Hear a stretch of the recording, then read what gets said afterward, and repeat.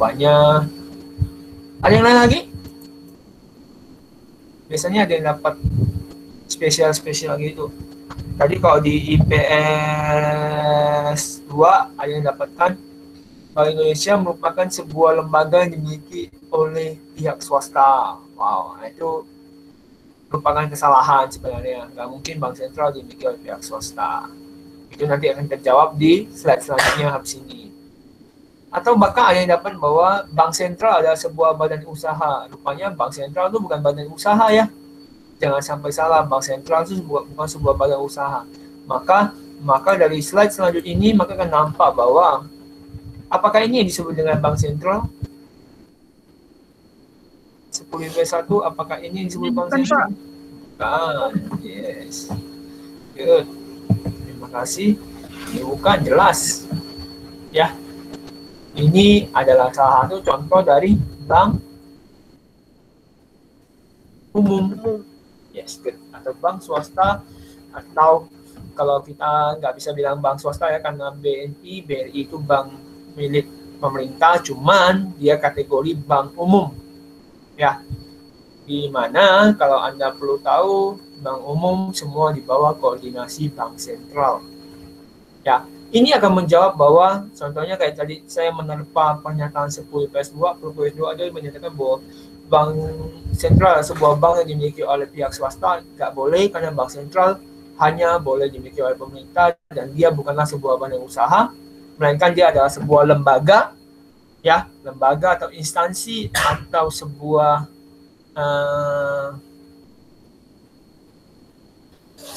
lembaga instansi bank, itu masih boleh, yang dimiliki oleh sebuah pemerintah dengan tujuan sebagai berikut. Bank sentral merupakan lembaga, ya, lembaga instansi yang tadi saya barusan bilang, yang memiliki peran penting dalam perekonomian, terutama di bidang moneter, keuangan, dan perbankan. Nah, dari tadi kita ada bahas moneter nih. Ada yang tahu belum moneter itu apa? Jangan sampai kalian cari-cari nih, tapi kalian nggak mencari tahu sebenarnya arti-arti dari satu kata demi satu kata itu apa gitu. Ada yang dapat? Boleh listening ke sini. Jadi menurut saya moneter itu adalah sebuah kebijakan yang mengatur tentang jumlah uang. Oke, terima kasih. Yang lain? Nah, Reksi, mengatur kebijakan peredaran uang. Ada lagi?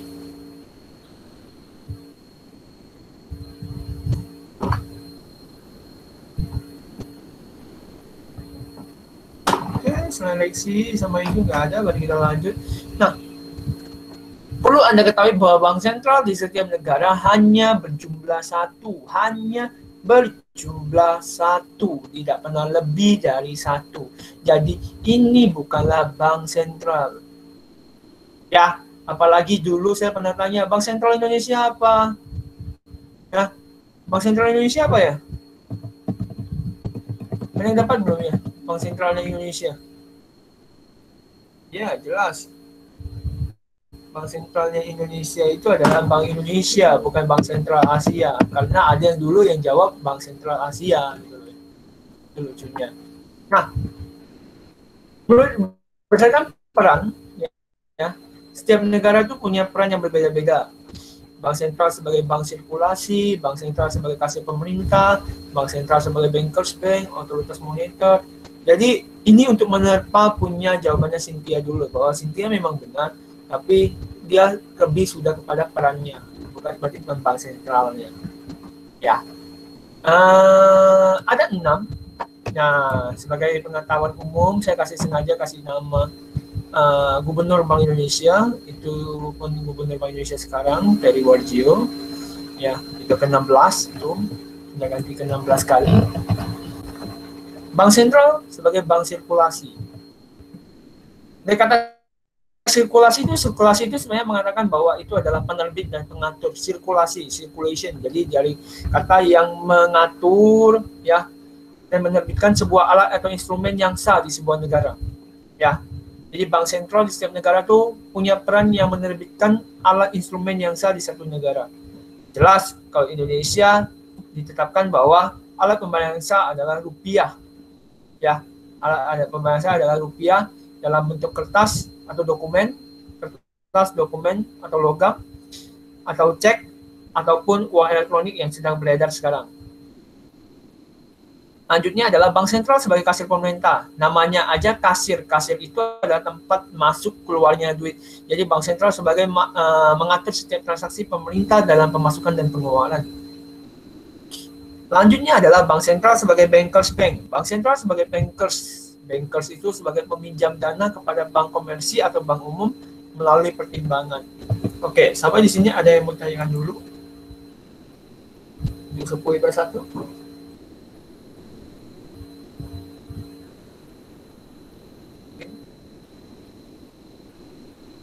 Kalau yang mau bertanya langsung terus suara pun boleh. Pak, saya boleh bertanya. Silakan Lexi. Jadi kan saya cari tahu kemarin, Bank Sentral itu punya 2 kebijakan. Pertama ada moneter, sama satunya lagi fiskal. Seperti yang tadi dibilang, mengatur pemasukan dan juga pengeluaran, dan salah satunya juga perpajakan. Nah, dari perpajakan ini saya kepikiran kemarin, kalau APBN itu kan berasal dari pajak. Nah, jadi pertanyaannya itu,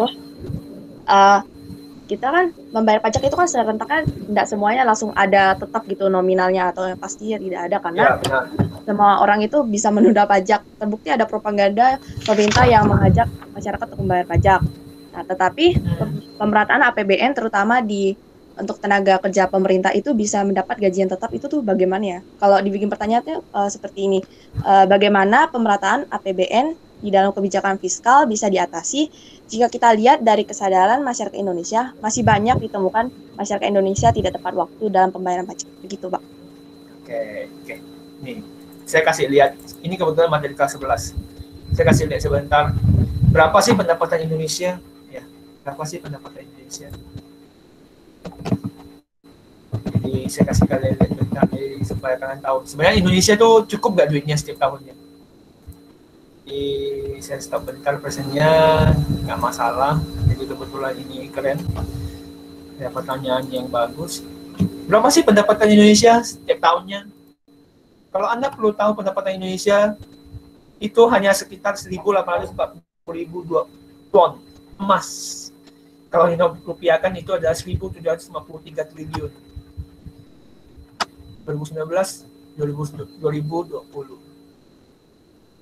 Pak, bagaimana Pak dengan kesadaran masyarakat Indonesia yang lemah untuk membayar pajak? Jelas pemerintah pasti punya yang namanya, kayak kalau saya bilang, auditor. Auditor itu biasanya adalah sebagai pengecekan pembayaran pajak itu benar atau tidak. Jelas kalau untuk masyarakat kecil, pemerintah masih acuh tak acuh atau masih belum dapat mampu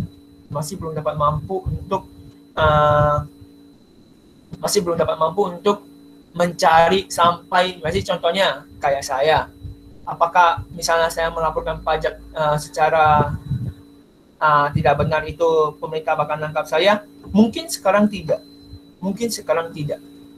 ya, tapi kemungkinan ke depan bisa. Hasil berarti 2.200 triliun dari mana aja Pak? Kalau Anda perlu tahu, salah satu contohnya, saya bisa kasih satu contoh. Ya, ada contoh yang paling itu 2019.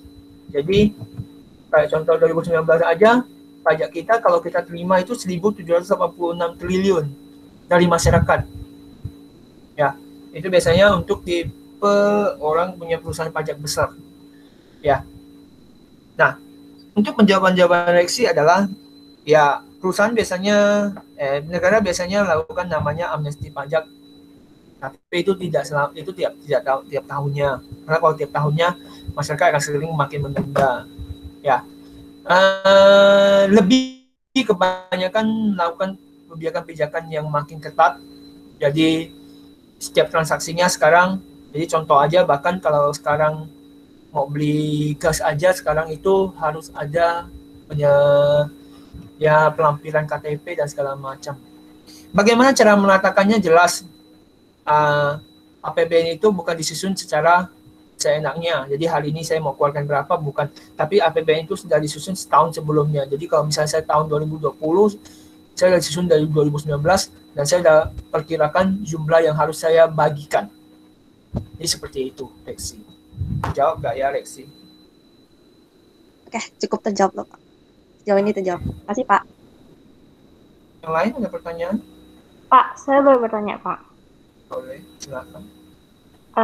Saya mau bertanya, Pak, apakah data seperti ini bisa dipercaya, Pak? Sedangkan kita tahu kalau misalnya Indonesia tuh kadang ada koruptornya, bisa aja datanya dimanipulasi, Pak. Nah, kalau secara data itu pasti valid karena itu berdasarkan dari data Kementerian Keuangan Indonesia. Percaya atau kita tidak percaya, kita percaya saja lah. Karena toh data seperti ini kalau mau namanya, kalau secara keren ya, kalau ada nama kerennya itu namanya window dressing. Window dressing itu adalah mempercantik tampilan, itu bisa saja, tapi kan pasti ketahuan. Ada nama tim auditorium, tim auditnya Indonesia, tim pajaknya Indonesia, itu pasti bisa mengaudit. Ya, adanya permainan kita pun belum, kita masih percaya saja. Valid, pasti valid. Karena pajak itu sudah punya prinsip namanya valid dan transparan harusnya. Itu, Kalista. Betul ya, Kalista, ya, dia yang tanya. Terima kasih, Pak. Iya, ada lagi pertanyaan lain?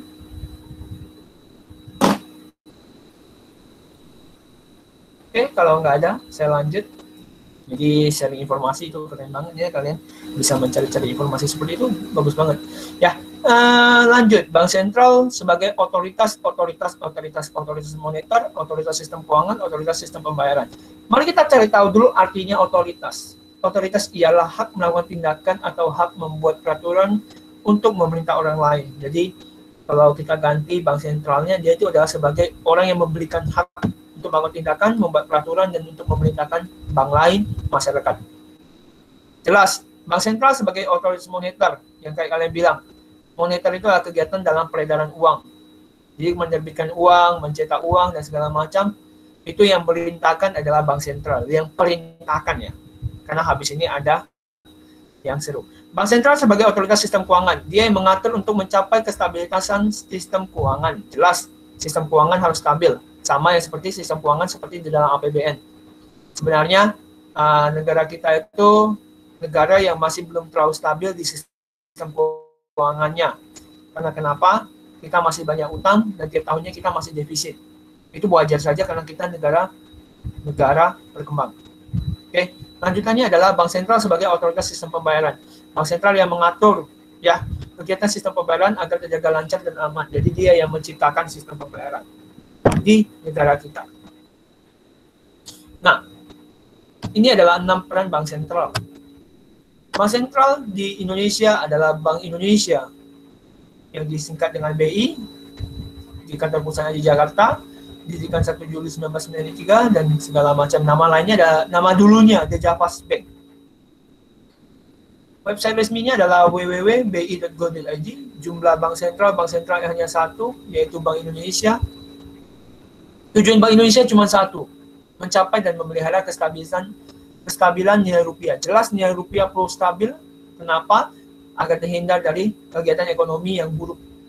Ya, kalau nilai rupiah yang makin fluktuatif berarti mencerminkan bahwa kondisi ekonomi kita sedang tidak baik. Tapi Pak, saya pernah lihat Pak, Bank Indonesia itu ada di setiap wilayah. Bahkan di Kalbar aja, di Pontianak aja ada 2 Pak. Satu Bank Indonesia di Jalan Korem, yang di depan Korem itu, ya, atau sebelah kantor wali kota. Satunya lagi yang ada di Jalan Ayani, depan gedung DPRD. Ya, itu disebut apa Pak? Itu disebut kantor perwakilan, karena berfungsi sebagai tugasnya mengawasi. Ya, mengawasi karena apalagi contohnya negara kita yang negara kepulauan, jelas perlu ada namanya setiap titik cabang untuk mengawasi setiap daerah. Ya, karena negara kita akan makin maju kalau setiap daerahnya berkembang pesat. Jadi bukan hanya dari pusatnya yang berkembang, tapi apabila negara kita mampu mengaktifkan setiap wilayah, itu negara Indonesia pasti hebat banget, harusnya. Ya. Tugas Bank Indonesia ada 3. Ya, menetapkan dan melaksanakan kebijakan moneter, yang tadi ya, mengatur dan menjaga kelancaran sistem pembayaran, mengatur dan mengawasi bank, tapi sekarang sudah enggak. Jadi semua bank umum sekarang sudah diawasi oleh OJK, Otoritas Jasa Keuangan. Lanjutannya adalah Tahukah Anda bahwa pencetak uang bukan Bank Indonesia?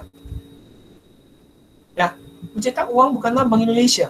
Siapa ya pencetak uang pencetak uang Indonesia atau pencetak uang rupiah di Perum Peruri. Indonesia? Ya, Perum Peruri. Bakal banget Perum Peruri.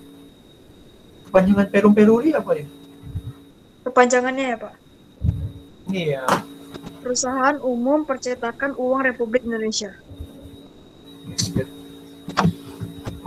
Perum Peruri, Perusahaan Umum Percetakan Uang Republik Indonesia. Pak, katanya tadi Bank Indonesia adalah sebagai pengatur, ya, pengatur pengedar uang, Pak. Ya, dia hanya sebagai pengedar, tapi dia tidak bertugas lagi untuk mencetak uang. Jadi uangnya tidak dicetak. Tapi Pak, apakah Perum Peruri mengedarkan uangnya, Pak? Tidak. Habis uangnya dicetak, dia kembalikan lagi ke Bank Indonesia, diedarkan melalui Bank Indonesia. Ya. Bagaimana cara mengedarkannya? Itu nanti ada di sistem perbankan. Pak, jadi tugasnya Bank Indonesia apa? Ya, dia hanya memerintahkan kepada Perum Peruri untuk mencetak uang sesuai jumlah yang dibutuhkan. Pak, patokan mencetak uang itu apa ya, Pak? Patokan mencetak uang itu apa ya? Pasti P1. Negara itu mencetak uang patokannya apa ya? Menurut saya didasarkan dari jumlah emas yang dimiliki oleh suatu negara. Jadi emas itu akan menjadi patokan dasarnya. Yes, good. Ya, betul. Deteksi betul. Ya. Kalau Anda perlu tahu, Pak, kenapa alasannya negara Amerika Serikat adalah negara yang sebagai acuan semua negara, padahal ada nilai mata uang yang lebih gede daripada itu loh, Pak, USD loh, Pak. Ya, jelas. Kenapa nilai mata uang USD disebut ada nilai mata uang yang terkuat? Karena jumlah emasnya paling banyak di dunia. Jumlah emasnya paling banyak di dunia. Makanya semua negara Eropa membandingkannya sama USD. Makanya semua negara membandingkannya sama USD. Ya, karena dia punya standar emas yang paling tinggi. Jadi kenapa uang tidak boleh dicetak banyak-banyak? Jelas kalau uang dicetak banyak-banyak akan kembali ke apa? Kembali ke sifat barang. Sifat barang kalau makin banyak akan makin tidak berharga. Sifat barang makin banyak akan makin tidak berharga. Jadi kalau uang makin tercetak terlalu banyak, maka nilai mata uang akan makin kecil. Seperti itu. Ya. Sama di sini ada pertanyaan dulu untuk KD 7.1 tentang Bank Sentral Indonesia. Siapa tahu seperti Reksi tadi mendapatkan banyak hal. Ada 10.1.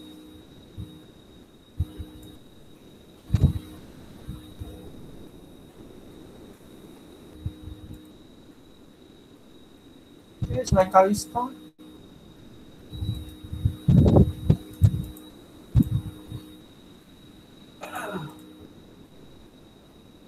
Ini cuma Reksi sama Kalista ini kelas ini.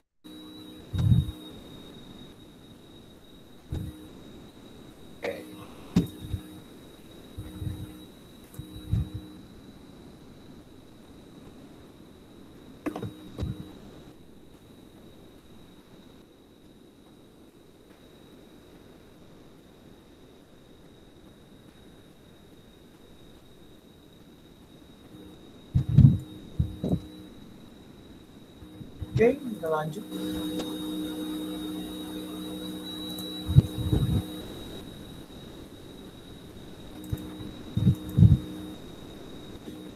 Selanjutnya adalah KD 7.2, yaitu berhubungan dengan sistem pembayaran.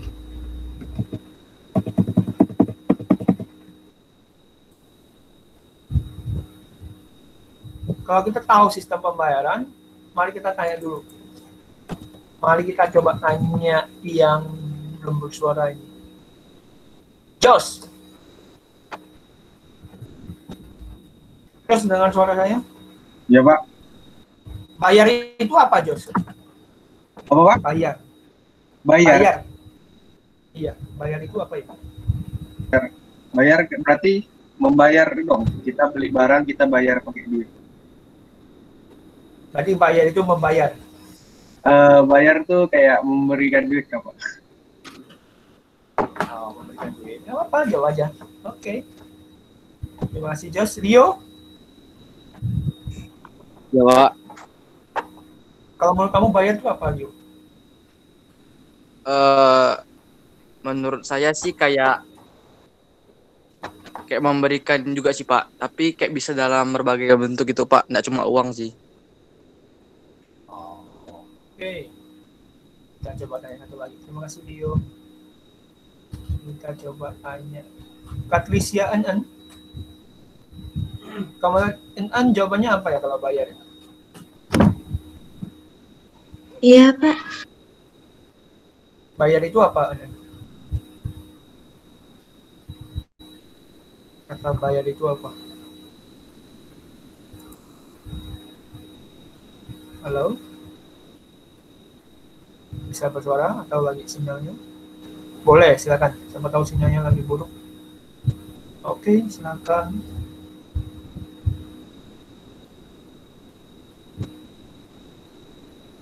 Bayar itu apa, An? Bayar. Bayar itu apa?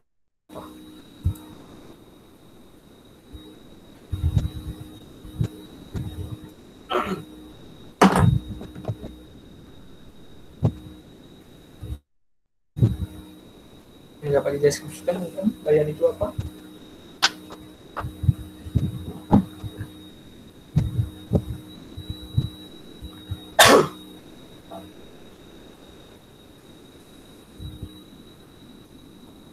Kedengaran kan suaranya? Pertanyaannya bayar itu apa?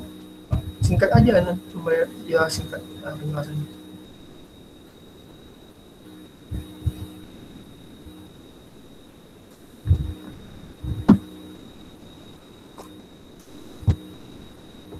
Iya, betul.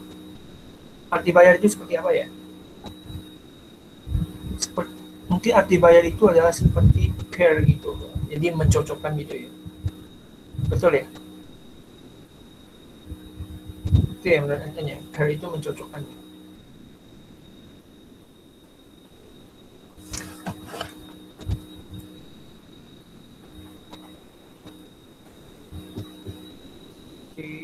Nggak apa-apa sambil menunggu jawaban Anda. Mari kita lihat artinya sistem pembayaran. Jadi kata sistem sama kata bayar itu kita mulai cari kata tahu dulu artinya sistem.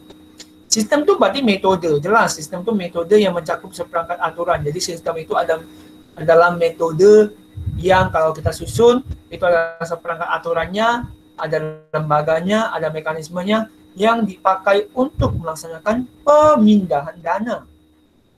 Kalau bayar di sini adalah pemindahan dana.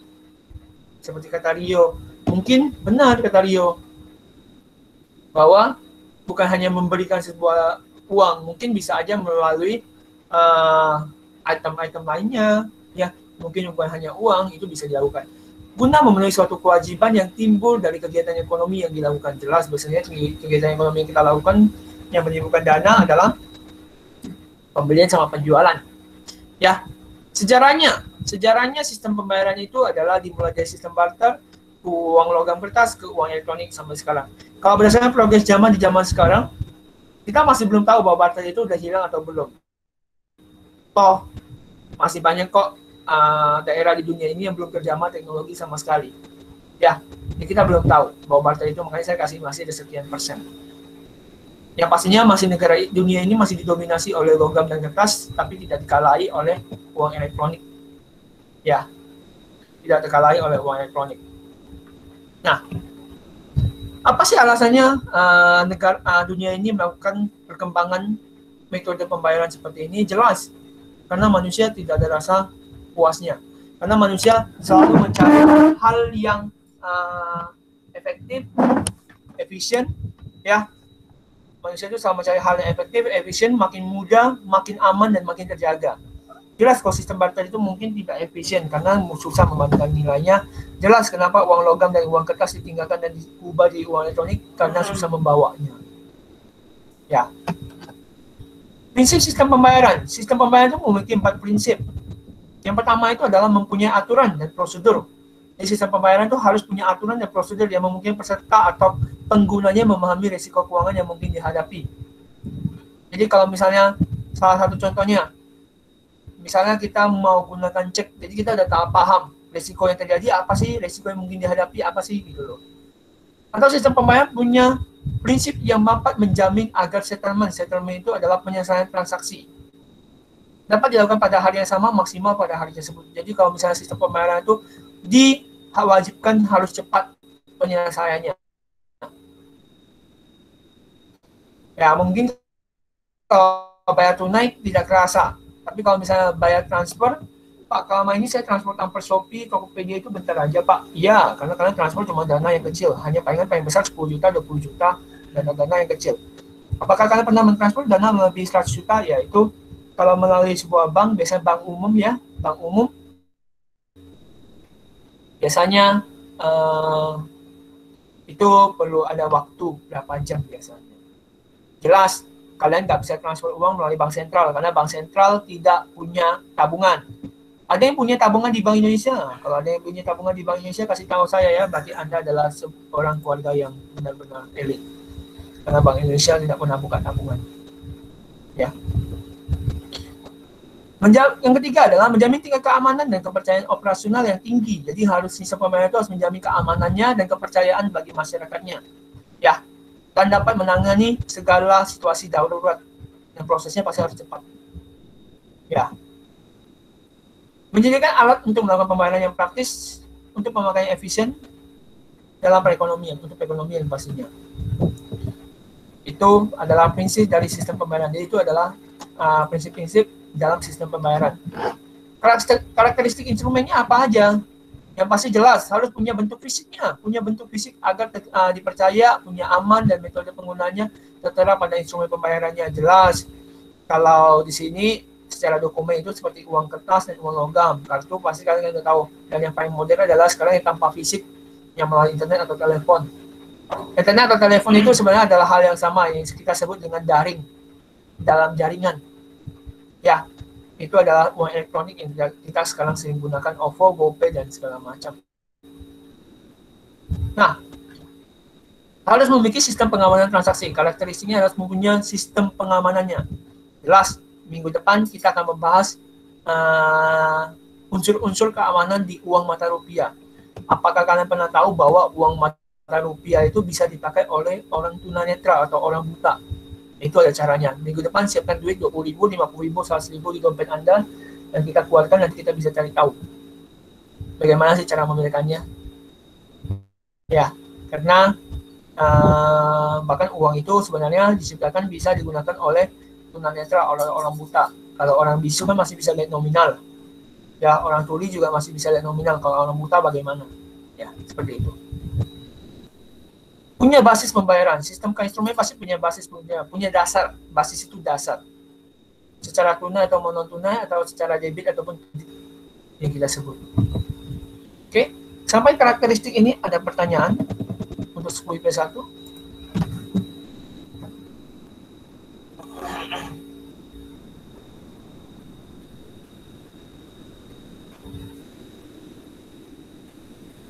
Permisi Pak. Iya. Pak, saya ingin bertanya Pak. Jadi menurut Bapak nih kan Pak, apakah uang kertas atau tunai itu maksudnya kayak e-money ini lebih aman daripada uang kertas atau gimana Pak menurut Bapak? Lebih aman gitu enggak Pak e-money? Kalau secara sistem selama ini sih lebih aman e-money. Saya belum pernah dengar e-money bisa digandakan. Jadi saya belum pernah dengar tiba-tiba OVO-nya bisa jadi 2 juta. Ya, tapi kalau uang kertas saya pernah mendengar bahwa uang palsu itu bisa beredar. E-money jelas lebih aman. Dan e-money punya dasar dalam pembentukannya. Ya. Yang saya masih bertanya sampai sekarang adalah bagaimana cara mengkonversi tadi ke depannya. Itu adalah saya masih berpikir bagaimana cara. Jadi saya masih menganalisis bagaimana negara setiap dunia itu bisa mengkonversi uang kertasnya yang mereka punya dipindahkan menjadi uang elektronik. Jadi nggak ada lagi namanya uang kertas. Nah itu gimana? Itu yang masih saya pikirkan dan saya masih cari tahu sampai sekarang. Itu sih. Tapi kalau secara keamanan, sistem keamanan uang elektronik sangat aman. Apalagi, cuman yang tidak amannya adalah salah satunya, contohnya ya, salah satunya adalah kalau kalian keteledoran, jadi tanggung jawab Anda tidak ada. Jadi salah satunya adalah kalau kalian mau tahu di sekolah kita itu sudah diketemukan 4-10 buah. Saya udah hampir ketemu 4, yang lain udah hampir 10 buahan. Itu kartu flash. Kartu flash itu adalah kartu elektronik ya, yang diterbitkan oleh sebuah bank. Dan itu gak ada namanya dan gak ada yang cari. Dan biasanya ada nominalnya biasanya. Walaupun gak besar sih. Ya, jadi uang elektronik itu bisa tidak aman kalau kalian teledor, kalau di flash. Kalau atau OVO sama GoPay mungkin keteledoran Anda tidak menjaga kerahasiaan Anda. Ya, tidak menjaga kerahasiaan Anda, informasi Anda. Itu aja sih Disney. Oke. Pak, kalau misalnya nih kayak uang elektronik, ambil contoh nih GoPay sama OVO kan menggunakan PIN nih Pak. Ya kan? Kayak passcode gitu. Apakah itu tuh mungkin bisa dihack gitu kan Pak? Dihack sama orang-orang yang pintar gitu nggak Pak? Dihack, dibobol gitu lah Pak. Kalau sampai sekarang itu, makanya yang pernah terjadi itu jangan pernah kalian kirimkan OTP betul ya, OTP ya. Itu OTP, adalah Pak. Nah, antara 3 itu saya lupa ada OTP atau OTP itu one time password. Jadi jangan pernah Anda ketika Anda dapatkan sebuah ketika kalian mendapatkan sebuah OTP ketika meregistrasi, jangan pernah di-share-kan ke orang. Karena one time password itu punya jangka waktu tertentu yang bisa digunakan. Maka OTP itu ketika kalian mau registrasi ulang bisa dimuncul OTP lagi. Bisa seperti itu. Oke Pak, makasih Pak. Nah, kalau sekarang ini, berapa Pak kalau sesuai dengan kondisi corona sekarang, apakah lebih baik menggunakan uang kertas atau uang digital? Untuk keamanan dan kesehatan sih uang digital lah ya. Tapi kalian jangan pernah takut. Jadi saya adalah seorang penghujat corona atau tidak percaya corona, tapi saya percaya. Cuman kebanyakan yang saya biasanya agak risih adalah orang habis pegang uang itu langsung tiba-tiba disemprot dia. Ya kalau berpegang uang dari uang lain mungkin kita wajib menjaga. Tapi biasanya di rumah habis pegang uang tiba-tiba langsung semprot pakai alkohol, menurut saya ya itu termasuk menjaga sih. Cuman jangan terlalu sering-sering lah, karena kalau Anda masukkan uang Anda ke dalam dompet dan lebih dari 8 sampai 10 jam, corona juga gak mungkin ada di sana kok. Kalau mungkin mau lebih baik coronanya dijemur, jadi hilang, sehat uangnya. Siapa tahu bisa berkembang biak. Itu sih menurut saya. Tapi kalau lebih baik sih masih gunakan uang digital lah. Karena tidak menghindari 3M kan, tidak melakukan kontak phishing secara langsung. Oke. Ada lagi pertanyaan lain? Pak, saya ingin bertanya lagi. Ya, silakan. Oke, jadi pertanyaan saya ini sepertinya masih ada hubungannya dengan bank sentral, tapi ini ada hubungannya juga dengan uang yang bentuknya non fisik, yaitu melalui transfer bank. Nah, seperti kita tahu kan sehari-harinya orang itu pastinya melakukan transfer bank, antar bank, dan lain-lainnya lah. Ya, tapi di peristiwa tahun 2020 kemarin, saya dengar ada namanya kebijakan penangguhan yang diberikan kepada para debitur selama pandemi COVID-19. Jadi anggap mereka itu punya utang, kan mereka harus dibayar sesuai periode yang berlaku. Tapi mereka dikasih penangguhan, jadi bank itu tidak menerima pemasukannya. Nah, lalu sementara orang itu terus melakukan transfer. Jadi uangnya itu berasal dari mana ya Pak? Kalau pertanyaannya tuh bagaimana cara bank sentral itu mengatasi kebijakan penangguhan yang diberikan pada para debitur selama pandemi COVID-19? Dan bagaimana cara bank sentral mengatasi kredit macet atas kebijakan penangguhan tersebut? Ya, jelas. Ini jangan sampai salah nih. Jelas, kalian pasti mendapatkan berita-berita tersebut. Jadi contoh, Pak, bagaimana cara mendapatkan penangguhan, Pak? Yang pertama yang perlu saya tekankan kepada Rexi adalah penangguhan tidak semudah yang kita pikirkan. Jadi tidak semua orang pasti dapat. Ya, penangguhan itu ada syaratnya. Ada syaratnya, harus dianalisis lagi tidak di hari itu langsung dapat. Tidak di hari itu langsung dapat. Ya, penangguhan bukanlah hal yang langsung bisa kita dapatkan ketika kita ajukan. Jadi teman saya ajukan itu juga gak dapat. Biasanya karena kenapa? Karena itu dilihat dulu dari jumlah transaksi setiap bulannya. Sama kayak Rexi bilang, kalau tiap bulannya mampu transfer sebanyak-banyak duitnya, Pak, tiba-tiba dia minta penangguhan, apakah bank umum bakal mengkasih? Tidak. Jadi bagaimana cara menangani bank sentral untuk menangani kredit yang macet? Jelas, kalau di penangguhan itu, yang pertama dilakukan oleh bank sentral adalah membuat kebijakan, setiap sistemnya wajib jelas. Jadi, kalau mau ajukan penangguhan, penangguhannya tuh untuk orang kriteria seperti apa, sistemnya seperti apa, penghasilannya berapa setiap bulannya, jumlah keluarganya berapa, dan segala macamnya, usahanya apa. Itu yang pertama untuk menjawab pertanyaan Rexi. Bagaimana cara pemerintah mengatasi kredit macet? Biasanya pemerintah itu kalau kredit macet itu diserahkan kembali kepada bank umum, ya, diserahkan kembali kepada bank umum. Tapi bank sentral bisa lakukan apa, Pak, kalau kreditnya macet? Kalau bank sentral menganalisis bahwa setiap tahunnya kredit macet di Indonesia makin ketat, maka ya kemungkinan tahun depannya ada dua kemungkinan. Bisa aja pemerintah itu bisa melakukan kebijakan yang namanya pengetatan kredit, ya, pengetatan kredit, yaitu adalah syarat-syarat kredit makin ketat.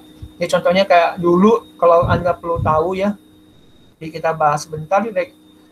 Dulu itu kredit itu gampang banget mau dapatnya, cukup perlu KTP sama kartu keluarga.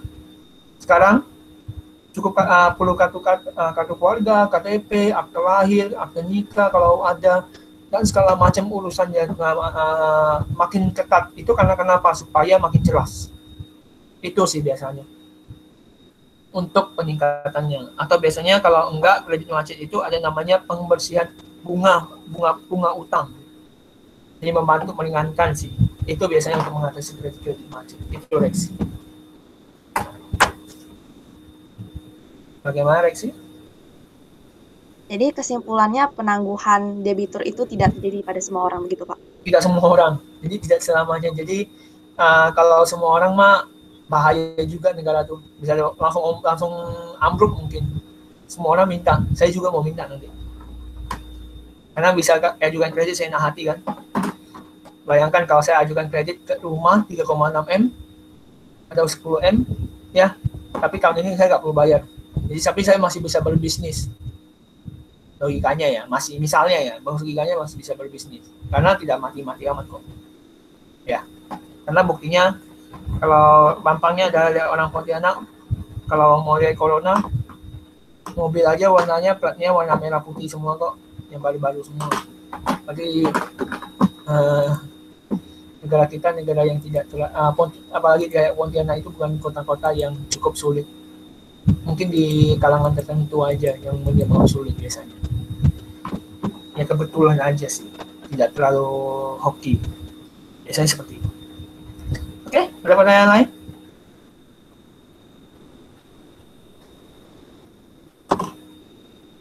Ada yang mau tanya lagi? Oke. Kita lanjut. Peran Bank Indonesia dalam sistem pembayaran ada 4 dia perannya. Pertama, dia sebagai user. Bank Indonesia juga sebagai user dalam sistem pembayaran. Dia adalah sebagai penggunanya. Jadi kalau dia mau beli barang, mau transaksi devisa dan segala macam, dia adalah sebagai penggunanya. Dia juga merupakan anggotanya. Dia juga sebagai penyedia langsungnya. Jadi kalau selain dia sebagai pengguna, dia sebagai orang yang menyediakan bagaimana sistematika yang benar. Dan dia juga adalah orang yang melindungi kepentingannya, kepentingan sistem pembayaran, supaya semua terjaga aman, terpercaya, dan efisien, dapat dipakai oleh setiap masyarakat Indonesia. Ya, itu 4 peran Bank Indonesia. Kalau secara undang-undang, ya, peran Bank Indonesia itu ditetapkan menjadi regulator. Regulator itu yang pertama adalah dia adalah orang yang membuat kebijakan, wewenang, jenis, prosedur dalam sistem pembayaran. Kalau fasilitator jelas, selain dia membuat peraturan, dia juga orang yang menyediakan fasilitasnya. Ya, dia adalah orang yang mengawasi. Jadi ketika dia sudah membuat kebijakan dan menyediakan fasilitas, dia mengawasi fasilitas tersebut dan dia mengawasi kebijakan tersebut. Berjalan dengan lancar nggak, efisien nggak, aman nggak, tepat sasaran nggak, cepat nggak, ya. Dan dia adalah orang yang menyelenggarakan segala sistem pembayaran. Jadi dulunya kayak contoh, Bank Indonesia itu pernah menyangkakan bahwa kayak bayar uang listrik, uang telepon sebelum ada itu udah tahun lama banget, itu bisa di PT Pos Indonesia. Biasanya seperti itu. Ya. Nah, perkembangannya adalah yang paling terbaru adalah sistem pembayaran non tunai yang seperti Anda bilang. Ya. Jadi pasti kalau sistem pembayaran non tunai itu bukan uang dikirimkan langsung. Jadi kalau misalkan kirim uang ke BCA, kirim ke penjualnya BCA, ya mungkin ada perantaranya dulu, tidak langsung. Pak, tapi secepat itu kah Pak saya kirim langsung tiba-tiba dia terima uangnya? Ya secepat itu. Ya, mungkin yang tadi saya bilang, kalian mungkin kirim uangnya mungkin dalam dana jumlah yang kecil di bawah 100 juta. Biasanya kalau pengiriman dana yang di atas 100 juta itu bisa diselesaikan langsung, tapi mau bayar. Ada uang bayar biaya transaksinya. Ya, saya belum pernah searching alasannya apa, tapi mungkin ada jumlah dana yang terlalu besar itu transaksinya segala macam. Pak, berarti kalau orang perbankan itu ada development yang di bagiannya di perkembangan teknologinya harus jaga terus, iya dong, harus ada yang jaga terus. Pak, bagaimana kalau misalnya saya dari BCA, saya kirim ke BNI, berarti masuk ke BCA, BCA kirim ke BNI, BNI baru kirim ke penjual. Iya, contohnya seperti itu. Ya, itu adalah sistem pembayaran non tunai. Perkembangan uang non tunai sangat pesat, dimulai dari bank yang cek ya, cek deposito dan segala macam itu, cek bilet giro, cek bilet giro, kartu, sampai e-money berbentuk kartu, berbentuk aplikasi dan berbentuk gelang biasanya. Itu perkembangan zaman di sistem pembayaran non tunai. Sampai sini sistem pembayaran. Adakah yang mau bertanya tentang sistem pembayaran dan bank sentral? Saya Pak. Okay. Saya Pak. Oke. Jadi gini Pak.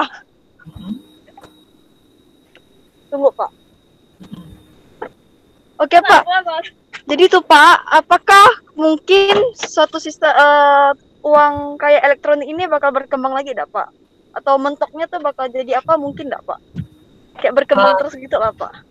Sekarang kan elektronik nih Pak, apakah mungkin ke depannya tuh bakal berubah gitu? Saya kasih satu bukti. Itu yang cukup. Jadi apakah aplikasi yang paling berkembang akhir zaman ini bagaimana Pak?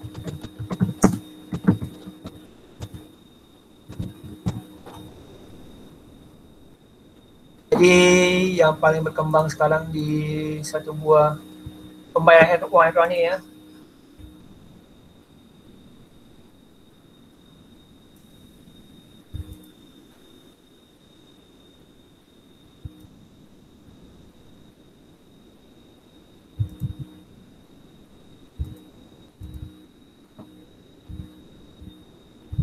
Jadi ini pembayaran yang paling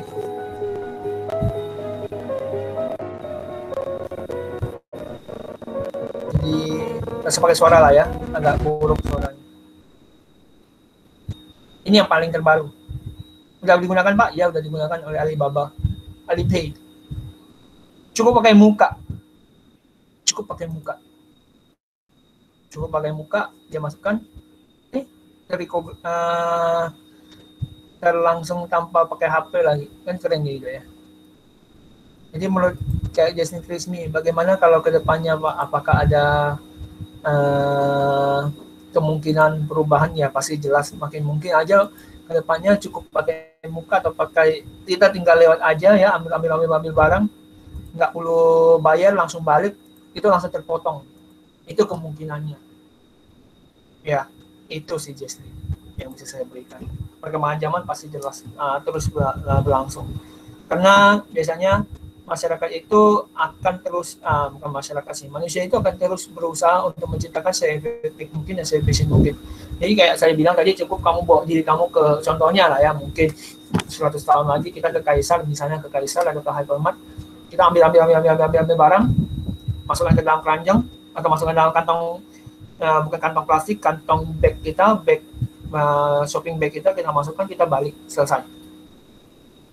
Mungkin itu bakal lebih keren lagi, mungkin cukup masukkan PIN dan segala macam. Ya, pasti perlu PIN. Karena kalian perlu tahu ya, Panjangan PIN itu apa sih Pak? PIN itu adalah personal identification number. Jadi pasti itu hanya diketahui. Karena namanya aja ada personal identification. Nomor yang ada hanya Anda punya, hanya personal punya. Ya, tapi kalau mungkin ada kelemahannya gitu ya. Jadi kalau misalnya anaknya yang pergi belanja mungkin nggak bisa belanja gitu, kan nggak ada uangnya gitu. Itu ya mungkin. Kita kan nggak tahu. Oke, yang lain ada pertanyaan lagi? Pak, Bapak saya ingin bertanya, berarti uang tunai itu selalu berdampingan dengan uang tunai ya Pak? Karena uang tunai sendiri yang baru dibayar uang tunai sebelum dijadikan uang. Nah, sebenarnya itu berdampingan juga tidak menurut saya, karena itu sistem pembayarannya. Kalau uang tunai itu kita udah bisa bilang kertas, uang non tunai itu udah berarti e-money. Mungkin kalau lebih tepatnya saya buang kata uangnya, ya mungkin saya ganti dengan kata sistem tunai. Ya, yang kita kenal itu adalah sistem pembayaran menggunakan media dokumen atau media elektronik. Kalau media dokumen itu pakai kertas, kalau media elektronik itu yang pakai via transfer. Tapi dua-duanya apakah disebut tunai Pak? Disebut tunai. Ya, sistem pembayarannya. Kalau non tunai itu kita sebut dengan kredit. Tapi kenapa uang elektronik bisa disebut dengan uang non tunai Pak? Iya, karena harus melalui, kalian kalau mau ambil uangnya tetap harus melalui, kalau sekarang ya, kalau kalian mau ambil secara fisiknya, kalian harus dapatkan melalui perbankan. Itu sih menurut saya Viola. Ada lagi?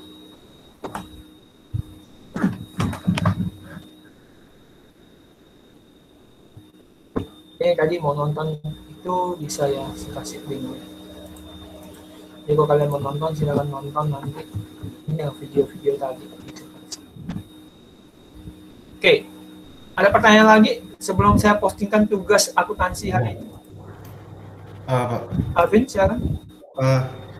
Kan misal kayak OVO gitu atau Tokopedia dan lain-lain, mereka kan pakai cashback nih ya.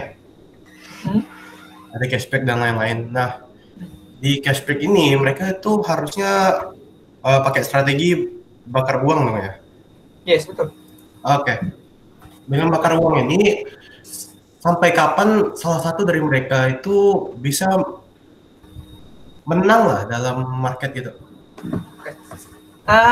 Kita perlu tahu namanya sistem bakar uang itu bukan berarti dia sengaja bakar uang habis itu dia rugi selamanya. Jelas biasanya sistem namanya pengorbanan ya, pengorbanan di awal itu apalagi dengan perusahaan startup yang bergerak di bidang jasa seperti ini, dia perlu namanya keperluan ya atau kepercayaan supaya kita percaya bahwa ini efektif buat kita. Pak, sampai kapan Pak? Contohnya sekarang siapa sih yang setiap hari nggak pakai Gojek? Ya, siapa sekarang sih pakai Gojek? Bahkan dengan nominal angka yang tiap per 4 bulan 5 bulannya naik harga aja orang tetap pakai Gojek gitu loh ya. Itu alasannya apa Pak? Ya supaya orang terikat. Semakin orang terikat maka apa yang terjadi? Orang akan makin merasa saya nggak bisa melepas, saya lebih enak pakai kendaraan yang online daripada saya harus bawa sendiri karena saya sudah merasakan manfaatnya. Jadi sampai kapan? Sampai dia stabil biasanya, sampai orang sudah merasakan itu adalah sebuah kebutuhan. Berarti sampai dia stabil atau ada akuisisi atau ada monopoli? Lebih kebanyakan sampai kepada monopoli atau lebih kebanyakan dia ada sampai kepada kebutuhan. Ya bisa dibilang kebutuhan semi primer. Jadi kebutuhan pokoknya, semi pokoknya.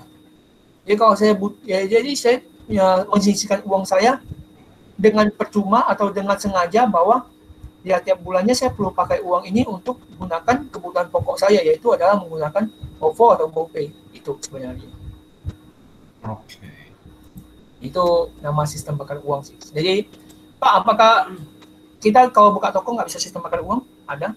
Cuman mau buka toko apa dulu? Kalau cuma buka toko kayak toko elektronik dan segala macam, palingan cuma menimbulkan kepercayaan aja gitu loh ya. Oke, Jason, terima kasih. Jadi kalau toko yang berbidang dalam produk, ya itu kan Anda cuma menang dalam sisi harga aja, tapi Anda nggak mungkin bisa menang dalam sisi jumlah masyarakat kan. Jadi kalau misalnya harga Anda nanti naik lagi, tidak bisa kompetitif lagi, mungkin Anda akan kalah. Itu aja sih. Itu biasanya banyak berlaku di bidang startup, di bidang jasa. Itu sih Alvin. Oke, ada pertanyaan lagi? Oke. Kalau enggak, maka saya akan balaskan dulu. Jadi perlu tahu bahwa tugas kita hari ini adalah komputer, akuntansi. Di mana akuntansi itu kalian menganalisis akun, cukup tidak perlu tulis soal, cukup masukkan tanggal ya, kayak dikerjakan di buku besar, tidak perlu tulis soal dengan skemanya seperti ini. Tanggal, debit, kredit, selesai. Tanggal, debit, kredit, dan. Ya, contoh tanggal 1 Januari, debitnya ada apa aja, kreditnya ada apa aja. Sampai sini ada pertanyaan untuk masalah tugas?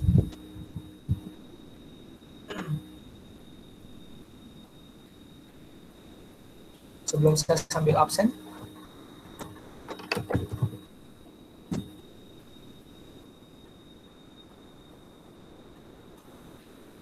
Saya sambil absen ya. Batas waktunya sampai minggu depan hari Jumat, tapi jangan lambat kumpulkan. Oke, kita absen sebentar.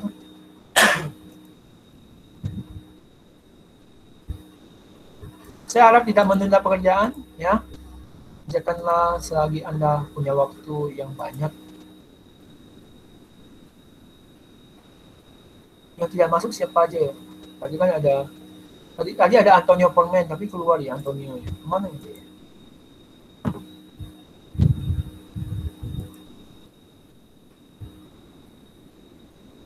Alvin, Antonio, Belisa, Benedictus. Hadir, Pak. Oke, Billy, Bong Jungfun, Kalista. Hadir, Pak. Hadir, Pak. Hadir, Pak. Patricia, Cherry.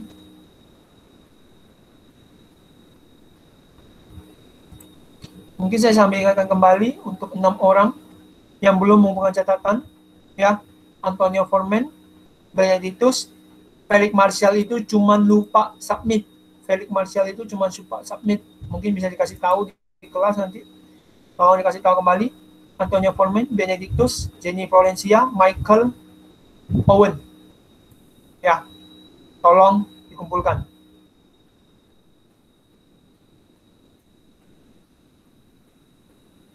Cynthia, Claudia, Felix, Edward, Felix Martial, ada Felix Martial? Hadir, Pak.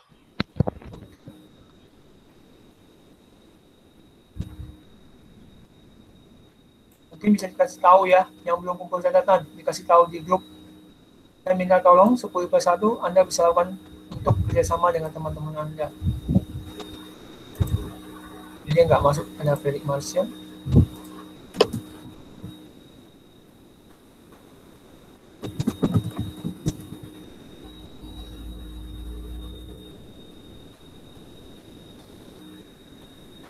Viola, Glenn, Graciela.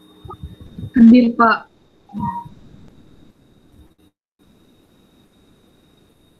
Hali, Hansen Christopher. Hadir, Pak. Sip. Herio, Ingrid. Hadir, Pak. Jackie, Jenny. Jenny nggak hadir. Wakil ketua kelasnya siapa ya? Saya, Pak. Viola mungkin bisa kasih tahu yang tadi, yang 6 orang tadi ya. Soalnya kelasnya udah keluar kan.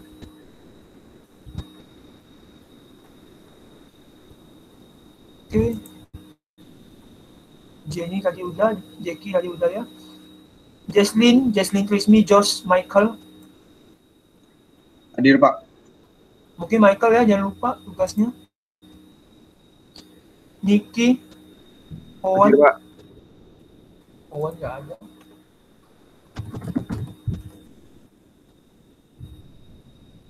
Winnie, Rexi, Richie. Hadir, Pak. Hadir, Pak. Ricky Fung, Rio, Fania. Viola Vivia. Hadir, Pak.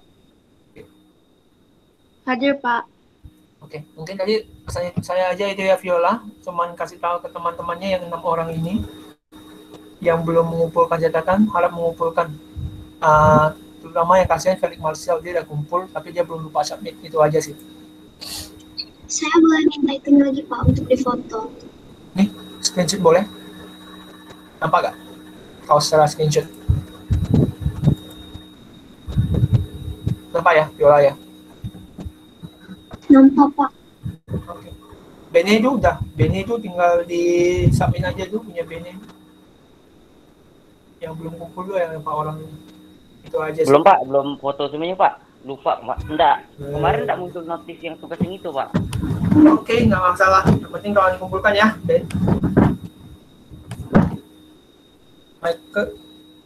Michael jangan lupa di sini ada pesan Michael nih. Udah Viola? Sudah Pak. Oke, kalau demikian ada pertanyaan dulu sebelum saya akhiri sesi hari ini. Kameranya boleh dibuka sebelum kita akhiri sesi hari ini. Dengan kamera dibuka, seperti biasa pertanyaan saya. Kalau tidak ada pertanyaan, boleh acukan jempol. Oke, terima kasih. Semoga semua dalam keadaan sehat selalu. Stay safe and stay healthy. Terima kasih semuanya. Bye-bye. 10IP1. Terima kasih, Pak. Ya, terima kasih. Terima kasih, Pak. Ya. Terima kasih Pak. Iya. Baik semua. Terima kasih Pak. Iya, Ingrid. Terima kasih Pak. Oke, Cherry. Michael. Rio. Michael Rio. Rio, Michael. Rio.